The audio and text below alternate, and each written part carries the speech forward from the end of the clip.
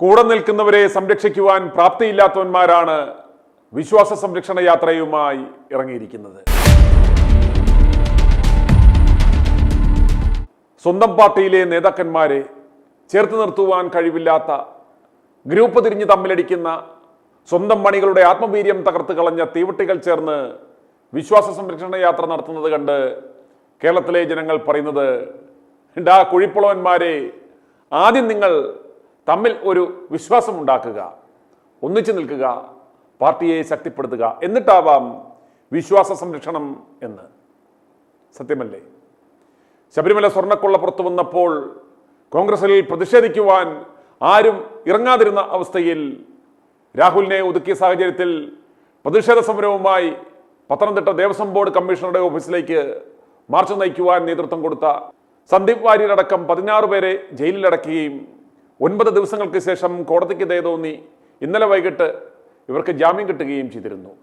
എന്നാൽ അവരെ പുറത്തിറക്കുവാൻ, സ്വീകരിക്കുവാൻ ജയിലിന് പുറത്ത് ഒരൊറ്റ മുതിർന്ന കോൺഗ്രസ് നേതാക്കന്മാരോ പുതിയതായി കെട്ടിയിറക്കിയ യൂത്ത് കോൺഗ്രസ് നേതാക്കന്മാരോ ആരും അവിടെ ഉണ്ടായിരുന്നില്ല. ജയിലിൽ നിന്നിറങ്ങിയവർ പരസ്പരം മുദ്രാവാക്യം വിളിച്ച് അവരവരുടെ വീടുകളിലേക്ക് ഒടുക്കം മടങ്ങിപ്പോയി. അതുപോലെ പത്തനംതിട്ടയിൽ ഒരു MP ഉണ്ട്. ശബരിമല സ്ഥിതി ചെയ്യുന്നത് അദ്ദേഹത്തിൻ്റെ മണ്ഡലത്തിലാണ്. ഈ വിഷയവുമായി ബന്ധപ്പെട്ട് ഇപ്രകാരം ഒരു സമരമുണ്ടായിട്ടും 16 പേരോളം ജയിലിൽ പോയിട്ടും ഇയാൾ അവിടെ ഒന്ന് കാണാൻ വരികയോ ഇവർക്ക് അഭിവാദ്യം അർപ്പിച്ചുകൊണ്ട് അവിടെ വരിക പോലും ചെയ്തില്ല എന്നോർക്കണം.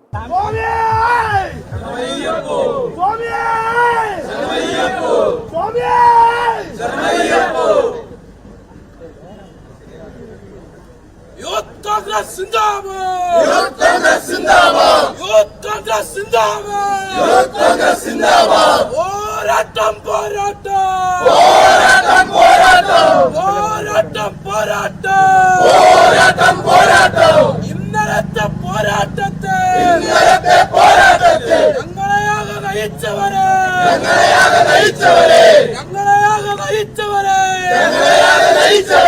രക്തസാക്ഷികൾ അമരന്മാർ,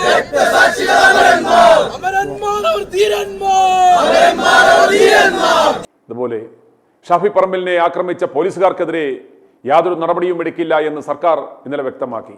അതിന് തൊട്ടു പിന്നാലെ EP ജയരാജൻ ഷാഫിയുടെ മൂക്ക് മാത്രമേ ഇപ്പോൾ തകർന്നുള്ളൂ, ഇനി ഒതുങ്ങി നടന്നില്ലെങ്കിൽ ബാക്കി പല അവയവങ്ങളും നഷ്ടപ്പെടും എന്ന തരത്തിൽ ഒരു പ്രസംഗവും നടത്തി. പ്രസിഡന്റിനെ ആക്രമിക്കുക,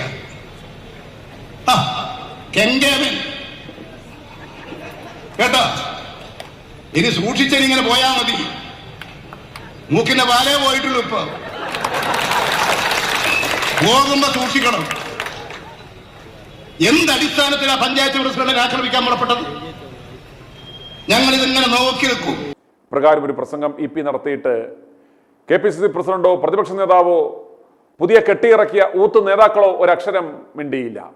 മിണ്ടിയാൽ ഈ വിഷയം ആളിക്കത്തുമെന്നും തങ്ങളുടെ വിശ്വാസ സംരക്ഷണ യാത്ര ആരും ശ്രദ്ധിക്കില്ല എന്നും ഭയന്നാണ് കേക്കച്ചനും സംഘവും മിണ്ടാത്തത് എന്നാണ് വിവരം. കേക്കച്ചൻ ദുബൈയിൽ നിന്നും വന്ന അന്ന് മുതൽ ഷാഫിക്ക് അനുകൂലമായി നടത്തി വന്ന സകല പരിപാടികളും സ്വിച്ചിട്ട പോലെ നിന്നു. ഷാഫിയിൽ ശ്രദ്ധ കേന്ദ്രീകരിക്കാതെ തന്നിലും വിശ്വാസ സംരക്ഷണ യാത്രയിലും ശ്രദ്ധ കേന്ദ്രീകരിക്കുവാനാണ് കേക്കച്ചൻ അണികൾക്ക് നിർദ്ദേശം നൽകിയിരിക്കുന്നത്.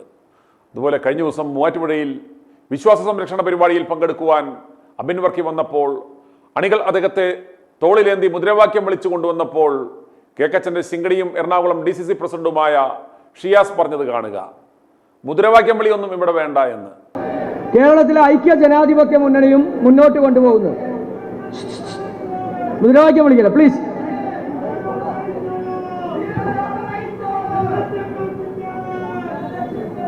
അതുപോലെ മൂവാറ്റുപുഴയിൽ സംഘടിപ്പിച്ച വിശ്വാസ സംഗമ പരിപാടിയുടെ പന്തൽ മുഴുവൻ പരിപാടിക്ക് മുമ്പ് തകർന്നു വീണു. പരിപാടി രാവിലെ 10 മണിക്ക് തുടങ്ങുമെന്ന് അറിയിച്ചിട്ടും 10:30 ഒരാൾ പോലും എത്താത്തത് കൊണ്ട് രക്ഷപ്പെട്ടു. ആളുകൾക്ക് പരിക്കില്ല. കാണികൾ കാര്യമായി ഉണ്ടായിരുന്നില്ലെങ്കിലും പതിവ് പോലെ സകലവന്മാരും സ്റ്റേജിൽ ഉണ്ടായിരുന്നു. പന്തൽ തകർന്നു വീണ ആ ദൃശ്യം കാണുക.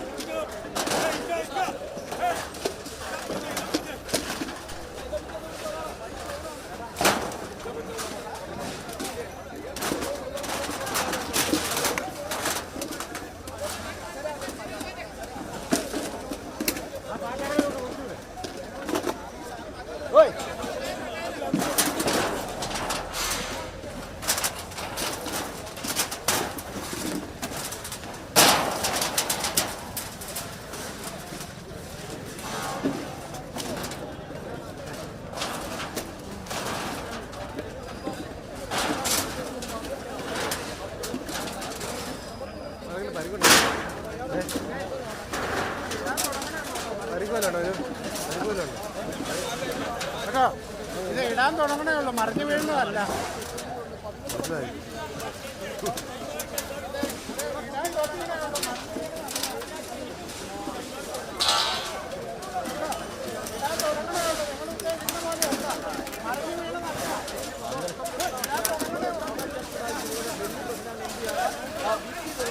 അടക്കമുള്ള ആളുകൾ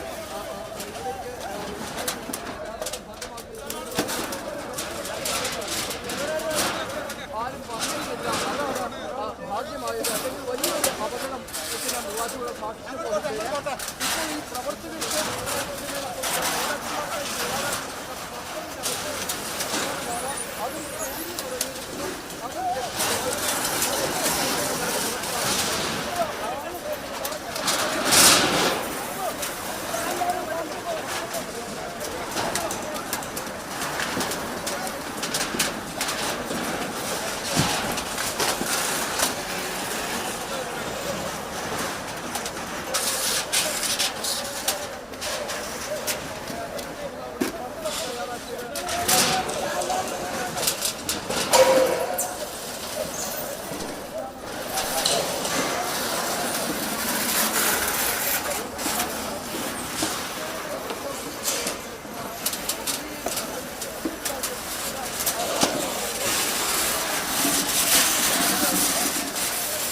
ജനാധിപത്യ രീതിയിൽ തിരഞ്ഞെടുക്കപ്പെട്ട യൂത്ത് കോൺഗ്രസ് സംസ്ഥാന അധ്യക്ഷനെ ഒതുക്കി യൂത്ത് കോൺഗ്രസ് അധ്യക്ഷ സ്ഥാനത്തേക്ക് ആസ്മാദികളെ കെട്ടിയിറക്കിയ നടപടിയിൽ പാർട്ടിക്കുള്ളിൽ തന്നെ ചേരിതിരിഞ്ഞ് അടി തുടങ്ങിയിരിക്കുകയാണ്.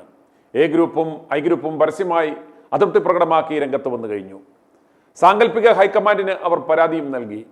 അബിൻ വർക്കിയെ ഒതുക്കിയ വിഷയത്തിൽ തൻ്റെ അതൃപ്തി ബുദ്ധിപരമായി പരസ്യമായി പ്രകടിപ്പിച്ചുകൊണ്ട് ചാണ്ടി ഉമ്മനും എത്തി. അബിൻ എന്ന യൂത്ത് കോൺഗ്രസിൻ്റെ സഹപ്രവർത്തകൻ വളരെയധികം പ്രവർത്തനം നടത്തിയിട്ടുള്ള, വളരെയധികം കഷ്ടപ്പെട്ടിട്ടുള്ള ഒരു നേതാവാണ്. സ്വാഭാവികമായിട്ടും പുള്ളിക്ക് ഒരു വേദന ഉണ്ടാകുക വളരെ സ്വാഭാവികമാണ്. പക്ഷെ നമ്മുടെ പാർട്ടി എന്ന് പറഞ്ഞാൽ ആ പാർട്ടിയുടെ തീരുമാനം അത് അംഗീകരിക്കാൻ നമ്മളെല്ലാവരും ബാധ്യസ്ഥരാണ്. അത് നമുക്ക് ഇഷ്ടമാണെങ്കിലും ഇഷ്ടമല്ലെങ്കിൽ പോലും നമ്മൾ ആ തീരുമാനം അംഗീകരിക്കുന്നു. തീർച്ചയായിട്ടും അബിനെ കൂടുതൽ പരിഗണിക്കപ്പെടേണ്ട ഒരു വ്യക്തിയാണ് എന്നുള്ള കാര്യത്തിൽ സംശയമില്ല ആർക്കും. അതായത് പോലെ അതിനെ പോലെ ഇത്രയും ലൈഫിലേക്ക് നിന്നിരുന്ന ആളെ മാറ്റിയിട്ട് ജിഷിനെ പോലെ ആൾ വന്നതിനുള്ള ചെറിയ അസ്വാരസ്യങ്ങളൊക്കെ സംഘടനകളിൽ തന്നെ വരുന്നുണ്ടോ? അല്ല, സ്വാഭാവികമായിട്ടും ഒരു തീരുമാനം വരുമ്പോൾ പല അഭിപ്രായങ്ങൾ കാണും. പക്ഷെ പാർട്ടി ഒരു തീരുമാനമെടുത്തു. അതിൻ്റെ കാര്യങ്ങളിലേക്ക് ഞങ്ങൾ കടക്കുന്നില്ല. പക്ഷേ എബിൻ അർഹതയുള്ള വ്യക്തിയാണ്. അബിൻ പതിറ്റാണ്ടുകളായി വർക്ക് ചെയ്യുന്ന ഒരു നേതാവാണ്. എനിക്ക് അദ്ദേഹത്തെ എത്രയോ വർഷങ്ങളായിട്ട് അറിയാം. അദ്ദേഹം താഴെ തട്ടിൽ നിന്ന് പ്രവർത്തിച്ച് ഉയർന്നു വന്ന നേതാവാണ്. അതുകൊണ്ട് കൂടിയാണ് അദ്ദേഹത്തിന് ഇവിടെ മാത്രമല്ല ദേശീയ തലത്തിൽ കൂടി പ്രവർത്തിക്കാനുള്ള അവസരം എന്ന രീതിയിൽ കൂടിയാണ് കൊടുത്തിരിക്കുന്നത്. പക്ഷേ അബിനതൊരു വിഷമം ഉണ്ടാക്കി എന്നുള്ള കാര്യത്തിൽ സംശയമില്ല. കാരണം അബിനാണ് ഇവിടെ വൈസ് പ്രസിഡന്റ് നിലയ്ക്ക് രാഹുലുമായി ഒരുമിച്ച് നിന്ന് വർക്ക് ചെയ്തുകൊണ്ടിരുന്ന ഒരാൾ. സ്വാഭാവികമാണ് അദ്ദേഹത്തിനും കൂടി അദ്ദേഹത്തിൻ്റെ കൂടെ തീരുമാനം പരിഗണിച്ച് വേണമായിരുന്നു തീരുമാനമെടുക്കാൻ. പക്ഷേ തീരുമാനമെടുത്ത സാഹചര്യത്തിൽ പാർട്ടി ഒരു തീരുമാനമെടുത്താൽ, ഇപ്പോൾ നമ്മളൊരു യുദ്ധമുന്നണി നിൽക്കുകയാണ് ഇടതുപക്ഷ സർക്കാരിനെതിരെ, പിണറായി വിജയൻ ഗവൺമെന്റിനെതിരെ. അപ്പോൾ ആ ഗവൺമെന്റിനെതിരെ നമ്മൾ പോരാട്ടം നടത്തുന്ന വേളയിൽ പാർട്ടി ഒരു തീരുമാനം എടുക്കുമ്പോൾ ആ തീരുമാനത്തിനോടൊപ്പം നിൽക്കുവാൻ എല്ലാവർക്കും ബാധ്യതയുണ്ട്. പാർട്ടിയുടെ തീരുമാനം ഫൈനലാണ് എന്ന് ഞാൻ കരുതുന്നു. അല്ല, ഞാൻ പറഞ്ഞില്ലേ, ഇപ്പോൾ സ്വാഭാവികമായിട്ടുള്ള കാര്യം നാച്ചുറൽ ജസ്റ്റിസ് എന്താ? നാച്ചുറൽ ജസ്റ്റിസിൻ്റെ കാര്യത്തിൽ ഇവിടെ വർക്ക് ചെയ്തവർക്ക് സ്വാഭാവികമായിട്ട് വിഷമം കണ്ടേക്കാം. അതിപ്പോൾ വർഷങ്ങളായി നമ്മളെല്ലാം പ്രവർത്തിക്കുന്നുണ്ട്. എല്ലാവരും വിചാരിച്ച രീതി എത്തുമോ? ഇപ്പോൾ നമ്മളൊക്കെ എന്തൊക്കെ ആഗ്രഹിച്ചു കാണും, എല്ലാവരും ആ രീതി എത്തുമോ? അപ്പോൾ ഓരോരുത്തർക്കും ഓരോ സാഹചര്യം മൂലം പാർട്ടി തീരുമാനമെടുക്കുന്നു. പാർട്ടിക്കറിയാം അതിൻ്റെ സാഹചര്യം എന്താണെന്ന്. ഇപ്പോൾ ദേശീയ നേതൃത്വം ഒരു തീരുമാനമെടുക്കുമ്പോൾ അതെല്ലാം നമ്മൾ കഴിഞ്ഞ വർഷം നിങ്ങൾക്കറിയാം, എൻ്റെ പിതാവിൻ്റെ ഓർമ്മ ദിവസം എന്നെ പാർട്ടിയിൽ നിന്ന് എൻ്റെ സ്ഥാനത്ത് നീക്കി. എനിക്ക് വളരെയധികം മാനസികമായ വിഷമമുണ്ടാക്കിയ കാര്യമാണ്.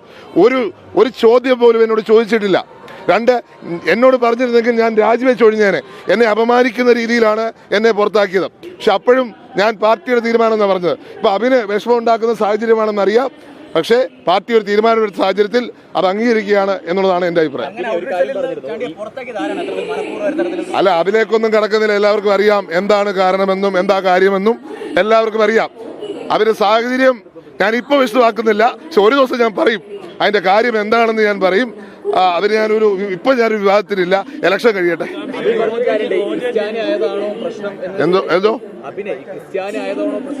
അതൊന്നും ഞാൻ കരുതുന്നു. അങ്ങനെയൊന്നും ഇതിനകത്ത് മതവും ജാതിയും ഒന്നും കലർത്താൻ ഞാൻ വിശ്വസിക്കുന്നില്ല. അത് പാർട്ടിയുടേതായ തീരുമാനങ്ങൾ കാണും. അത് എല്ലാ സാഹചര്യവും പരിഗണിച്ചാണ് തീരുമാനം എടുക്കുന്നത്.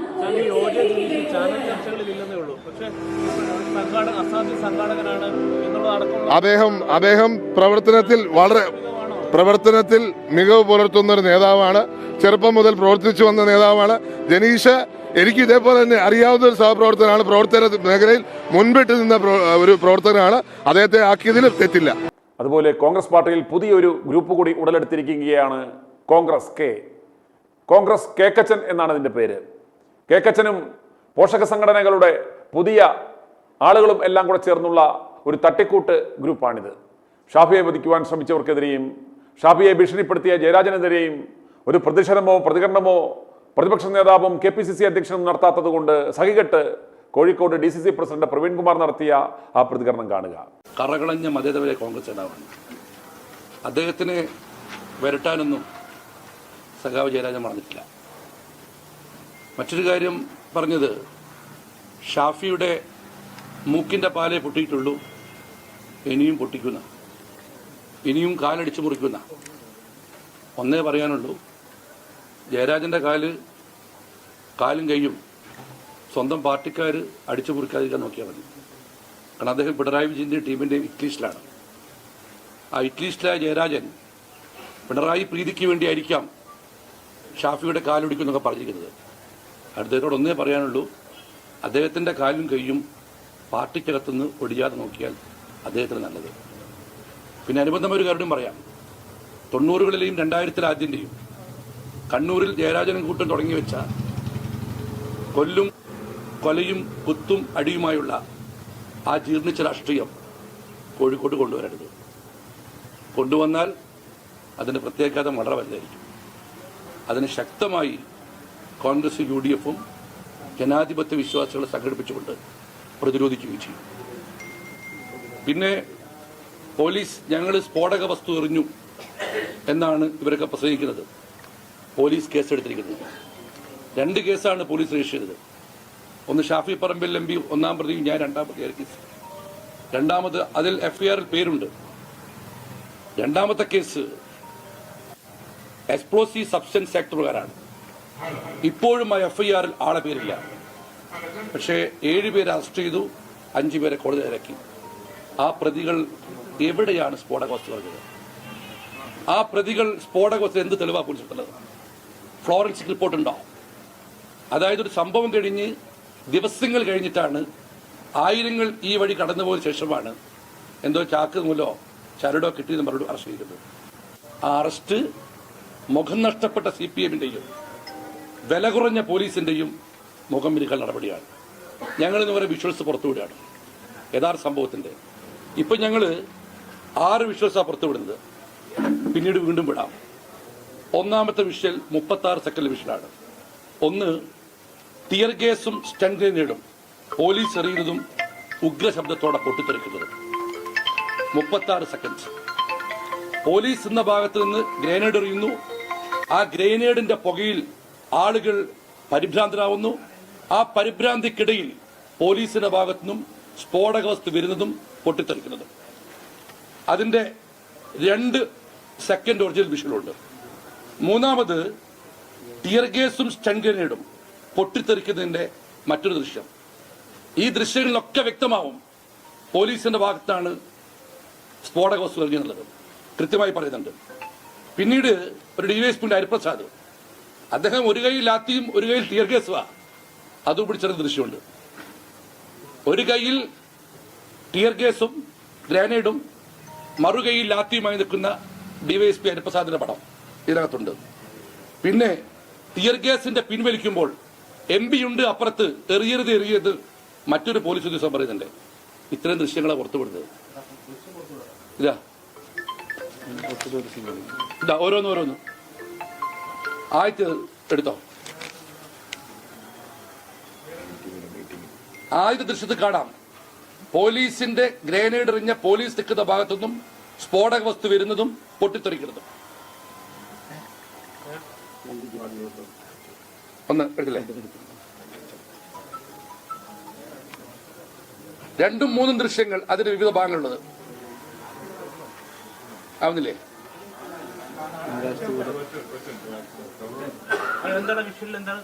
വിഷനില് പോലീസ് നിൽക്കുന്ന ഭാഗത്ത് ഗ്രനേഡ് വന്ന് ഗ്രനേഡിൽ സ്ഫോടനത്തിന് ശേഷം ജനങ്ങളാകെ ബുദ്ധിമുട്ടുന്നതും പ്രവർത്തകർ ബുദ്ധിമുട്ടുന്നതും അതേ ഭാഗത്ത് നിന്ന് സ്ഫോടക വസ്തു വരുന്നതും ആ നിലത്ത് പതിക്കുന്നതും പൊട്ടിത്തെറിക്കുന്നതും. ഇപ്പൊ തരാം, ഗ്രൂപ്പ് തരാം, അതിന്റെ വിഷയം തരാം, അയച്ചു തരാം.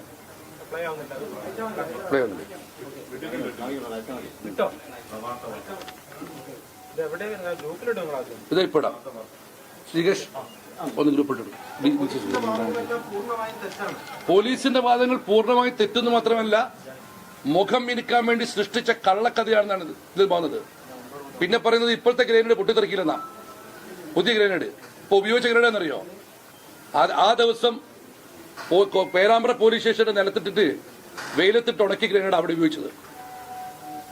ഇതാ ഗ്രനേഡ് വന്ന അതേ ഭാഗത്ത് നിന്ന്, പോലീസ് നിൽക്കുന്ന അതേ ഭാഗത്ത് നിന്ന് ഒരു സ്ഫോടക വസ്തു വരുന്നതും നിലത്ത് പതിക്കുന്നതും പൊട്ടിത്തെറിക്കുന്ന വിഷയമാണിത്. 36 സെക്കൻഡ്. അതിന്റെ ഒരു ഭാഗത്തല്ല അല്ലെ, 2 ഭാഗത്തിൽ വിശ്വസിച്ചുണ്ട്. പിന്നെ കരുതിക്കൂട്ടി അക്രമം ഉണ്ടാക്കുന്നുണ്ട് ഹരിപ്രസാദ് DYSP. ഒരു കയ്യിൽ ഗ്രനേഡും ഒരു കയ്യിൽ ലാത്തിയുടെ പോകുന്നത്. ഗ്രനേഡിന്റെ പിന്നി വലിക്കുമ്പോൾ MP ഉണ്ട് അപ്പുറത്ത് മറ്റൊരു പോലീസ് പറയുന്നു.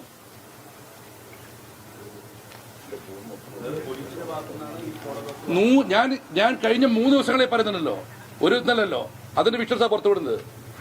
കഴിഞ്ഞ 3 ദിവസമായി മാധ്യമങ്ങൾ ഞാൻ പറയുന്നുണ്ട്, സ്ഫോടക വസ്തു എറിഞ്ഞതും സ്ഫോടക വസ്തു സൃഷ്ടിച്ചതും സ്ഫോടനമുണ്ടാക്കിയതും ഇരകളെ വേട്ടയാടിയതും ഒക്കെ പോലീസാണ്. 2 ദിവസം അതാ പരിപാടി ശേഷം 2 ദിവസം കനത്ത മഴയാ. അതിനുശേഷമാണ് ഇവിടെ ഫോറൻസിക് കയറി വരുന്നത്. ഞായറാഴ്ചയാണ് സ്ഫോടക വസ്തു വരുന്നുവെന്ന് പറഞ്ഞില്ല. ഞാൻ നേരത്തെ പറഞ്ഞു, ഞങ്ങൾ ഇത്തവണ ഞങ്ങളുടെ തർക്കം പോലീസുമായിട്ടാ. അവിടെ CPM എന്താ കാര്യം? പോലീസിനെതിരെ ഞങ്ങൾ വിമർശിച്ചതിന് KC വേണുഗോപാലിനെയും ഷാഫി പറമ്പിലിനെയും എന്തിനാ ജയരാജൻ ഭീഷണിപ്പെടുത്തിയത്, TP രാമകൃഷ്ണൻ ഭീഷണിപ്പെടുത്തിയത്? സാധാരണ പ്രവർത്തകർ ഒരു സമരം നടത്തുമ്പോൾ അതിലേക്ക് MP പോകുന്നതാണോ തെറ്റ്? ഇവരാരും പോറില്ലേ? പ്രധാനപ്പെട്ട കാര്യം എന്ന് പറയുന്നത്, മുൻപ് ഇവിടെ MP-മാരുണ്ടായിരുന്നു. ആ MP-മാരൊന്നും പെരുമാറിയ പോലെയല്ല ഷാഫി പറമ്പിൽ പെരുമാറിയിട്ടുള്ളത്. കല്ലും വടിയുമായിട്ടാണ് ഷാഫി വന്നതെന്നുള്ളതാണ് CPM-ന്റെ പ്രധാനപ്പെട്ട ആരോപണം. മുമ്പുണ്ടായിരുന്ന MP-മാർ സീനിയർ നേതാക്കളാണ്. അവർ ഈ സംസ്ഥാനത്തെയും രാജ്യത്തെയും സീനിയർ നേതാക്കളാണ്. അവരിത്ര സ്വതന്ത്രമായ കാര്യമില്ല. ഷാഫി പറമ്പിലൊക്കെ യുവാവാണ്. ആ യൂത്ത് കോൺഗ്രസ് പ്രസിഡന്റ് ഇപ്പം കഴിഞ്ഞിട്ടുള്ളൂ. അദ്ദേഹം വന്നു. അത് ആദ്യം വരാത്തത് കുറ്റമോ ഇപ്പം വരാത്തത് ശരിയോ അല്ല കുറ്റമോ എന്നോ ആർക്കും പറയാൻ സാധിക്കില്ല.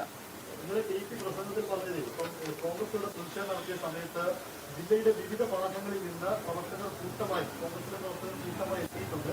അത് പ്രീ പ്ലാൻഡ് ആണ്. ഇങ്ങനെ പ്രശ്നം ഉണ്ടാക്കാമെന്ന് കരുതിക്കൊണ്ടാണ് അവർ വന്നത് എന്നൊക്കെയാണ്. ഞാൻ പറയാം, പേരാമ്പ്രയിലെ പ്രവർത്തകർക്ക് അപ്പുറം ജില്ലയുടെ വിവിധ ഭാഗങ്ങളിൽ നിന്ന് ആളുകൾ എത്തേണ്ടിയിരുന്നു എന്നാണ് ചോദിക്കുന്നത്. വെള്ളിയാഴ്ചത്തെ പ്രകടനത്തിൽ പേരാമ്പ്രയിലെയും പരിസര പ്രദേശങ്ങളിലെയും മാത്രം പറ്റുള്ളൂ. ഞാൻ ചോദിക്കട്ടെ, അതിന്റെ തലേദിവസം ഉണ്ടായ സംഭവം എന്താ? അതിന്റെ തലേ ദിവസം CKG കോടതിയിൽ ജയിക്കുന്നു. ആ ജയിച്ചപ്പോൾ ആളാർപ്പടം നടത്തുന്നു. ആ പ്രകടനത്തെ പോലീസും CPM-ഉം കൂട്ടമായി ആക്രമിക്കുന്നു. അതിൽ പ്രതിഷേധിച്ച് പിറ്റേന്ന് ഹർത്താൽ. ആ ഹർത്താലുണ്ടായി വേദന അനുഭവിക്കുന്ന സഹപ്രവർത്തകരെ കാണാൻ തൊട്ടടുത്ത വന്നത് എന്താ കുറ്റം? ഇവർ ചേവായൂർ ബാങ്കിൽ വന്നിട്ട് കല്ലാച്ചിക്കാരനും വളയത്താനും വോട്ട് ചെയ്തവരാണോ ഇത് ഞങ്ങളെ പഠിപ്പിക്കുന്നത്? ഈ പുറത്തുവിട്ട ദൃശ്യങ്ങളിൽ കോൺഗ്രസ് പറയുന്നത് ആദ്യം പ്രകോപനം ഉണ്ടായത് പോലീസിന്റെ ഭാഗത്ത്, ആദ്യവും അവസാനവും എല്ലാം ഇപ്പോഴും ആദ്യം എന്നല്ല പ്രകോപനം പോലീസിന്റെ ഭാഗത്താണ്. ഈ പറയുന്ന ദൃശ്യങ്ങൾ നമ്മൾ കണ്ടിട്ടില്ല. അതിൽ പറയുന്ന നമ്മൾ നേരത്തെ കോൺഗ്രസിനെതിരെ ആരോപണം ഈ കോൺഗ്രസ് പ്രവർത്തകരുടെ ഭാഗത്ത് നിന്ന് നിങ്ങൾ നോക്കി വിഷ്വൽ കാണൂ. പോലീസ് നിൽക്കുന്ന ഭാഗത്തു നിന്നും, അതായത് ഗ്രനേഡ് പൊട്ടുന്നു, പുക വരുന്നു. ആ പുകയിൽ ആകെ ബുദ്ധിമുട്ടുന്നു അവിടെ നിൽക്കുന്ന പ്രവർത്തകരൊക്കെ മൂക്കുമൊത്തി ചെവിമൊത്തി കണ്ണുമൊത്തി പൊട്ടിപ്പിടിക്കുമ്പോൾ പോലീസിന്റെ അതേ ഭാഗത്തു നിന്നും ഒരു സ്ഫോടക വസ്തു വരുന്നു, നിലത്തിടുന്നു, പൊട്ടിത്തെറിക്കുന്നു. ആവശ്യമാണ്. ആദ്യം ഒരു പ്രവർത്തകർ വളരെ വിഷമമായി പോലീസിൽ പറയുന്നത് അപ്പോഴത്തേക്കും പോലീസിൽ ആക്ഷൻ തുടങ്ങിയിട്ടില്ല. മുമ്പാണ് അവിടെ എറിയുന്നതായി വരുന്നത്. അങ്ങനല്ലേ? അല്ല, പോലീസിനോട് രൂക്ഷമായി സംസാരിച്ചിട്ടുണ്ട്. പ്രകടനം തടഞ്ഞ് തല്ലാൻ പറ്റുന്ന ഉമ്മ വെക്കണം. ഞങ്ങൾ ആയുധം എടുത്തിട്ടില്ല. വാക്കുകൾ കൊണ്ടുള്ളത് ഇന്നലെ ചെയ്യും, നാളെയും ചെയ്യും. അല്ല, പോലീസിന് ഗ്രനേഡ് ഉപയോഗിക്കാനുള്ള അധികാരമുള്ളതാണ്. അല്ല, അവിടെയാണ് പോലീസിന് ഗ്രനേഡ് ഉപയോഗിക്കണമെങ്കിൽ അത് അന്വേഷണം ഉണ്ടാകും. അന്വേഷണം ഉണ്ടായിട്ടില്ലല്ലോ, ഉണ്ടായിട്ടില്ല. പിന്നെ ഞാൻ പറഞ്ഞു, നിങ്ങൾ എന്തെങ്കിലും പോലീസ് അതിക്രമത്തെ കുറിച്ച് എന്നോട് ചോദിക്കുന്നു. ഇവിടുത്തെ റൂറൽ എസ് പി പറഞ്ഞല്ലോ അതിക്രമം ഉണ്ടായിരുന്നു. അതിനപ്പുറത്ത് എന്താ പറയാനുള്ളത്? ആയിക്കോട്ടെ ആയിക്കോട്ടെ, രണ്ടാമതാണല്ലോ പറഞ്ഞത്. ഞങ്ങളിപ്പോ പറഞ്ഞു അവിടെ സ്ഫോടക വസ്തു പൊട്ടി എന്നുള്ളത് സത്യമാണ്. എറിഞ്ഞത് പോലീസാണ്. അതിന് ദൃശ്യങ്ങളെ പുറത്തു 7:17 7:17 ഇതിവിടെ ഇപ്പോൾ സ്ഫോടകം ചെയ്തു. ഇന്ന് UDF-ന്റെ സത്യാഗ്രഹമാണ്, അകാരണമായ അറസ്റ്റാണ്. ആ അറസ്റ്റിനെതിരെയുള്ള ജനാധിപത്യ രീതിയിലുള്ള പ്രതിഷേധം കൊണ്ടുപോകും. KPCCയുടെ മുൻ പ്രസിഡന്റ് ശ്രീ മുല്ലപ്പള്ളി പങ്കെടുക്കുന്നുണ്ട്, പാറക്കൽ അബ്ദുലുണ്ട്, KT ഇസ്മായിലുണ്ട്. കോൺഗ്രസിന്റെയും മുസ്ലിം ലീഗിന്റെയും പ്രമുഖരായ നേതാക്കളാണ് ഇവിടെ 2 മണിക്കൂർ പ്രതിഷേധത്തിൽ നടത്തുന്നത്. ഈ സമരം ഞങ്ങൾ തുടരുക തന്നെ ചെയ്യും, നീതി കിട്ടുന്നതുവരെ.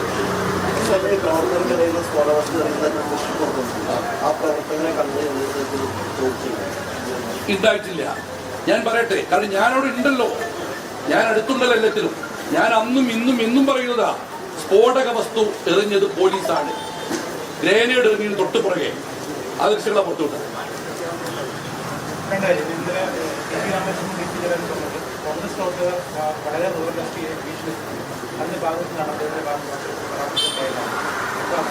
കോൺഗ്രസിന്റെ ഭീഷണിപ്പെടുത്തി പേടിക്കുന്നവരാണോ എസ് പി? ആണോ? അങ്ങനെയാണോ? ആ കുടുംബത്തിന് ആരെയും ഭീഷണിപ്പെടുത്തില്ലല്ലോ, അദ്ദേഹത്തിന് ഭീഷണിപ്പെടുത്തിയില്ല. അത് ഭീഷണിയല്ല, കോൺഗ്രസിനെ താക്കിയില്ല. ജില്ലാ കോൺഗ്രസ് കമ്മിറ്റി ഉദ്യോഗസ്ഥരാണ്, ഞങ്ങളെ പ്രത്യേകം പ്രഖ്യാപിച്ചതാണ്. ആ ഉദ്യോഗസ്ഥരാണ് വീണ്ടും ചെയ്യുന്നത്. അപ്പൊ ഞാൻ ചോദിക്കട്ടെ, അത് അങ്ങനെ ഞങ്ങൾ പറഞ്ഞാൽ പേടിക്കുന്നതാണോ? ഞങ്ങൾ പേടിപ്പിച്ചാൽ സത്യം പറഞ്ഞതാണോ എസ് പി? ഏതായാലും പറഞ്ഞ സത്യമല്ലേ?